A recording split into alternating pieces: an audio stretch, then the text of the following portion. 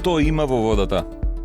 Кога е поважно дали тече профитот отколку реките и дали е полна касата отколку езерата, потребно е граѓаните активно да се вклучат во заштитата на водите. Не може да се очекува само државата да се грижи. Таа често нема доволно луѓе, пари, возила, инструменти, ресурси. Затоа постои граѓански мониторинг за одговорно управување со водите. Граѓани, активисти, организации, ученици, новинари и други можат редовно да ги следат водите во својата средина.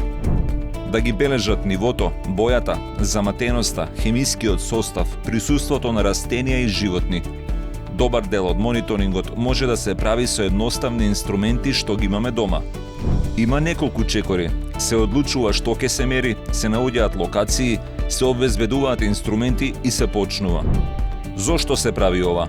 Ако водите се чисти, се следи дали ќе останат такви. Ако има нови градби или фабрики, дали ќе се појави загадување. Ако има нова брана, колку ќе падне нивото.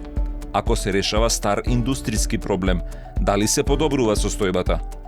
Што се прави со резултатите? Се носат во институциите. За водите се одговорни најмалку 3 министерства, 2 управи, 1 инспекторат, 2 државни компании, 2 специјални институции, општините и многу други. Звучи комплицирано, но за секој проблем има некој што е одговорен. Граѓанскиот мониторинг не служи за граѓаните да бидат противник на државата, туку за да обезбедат податоци.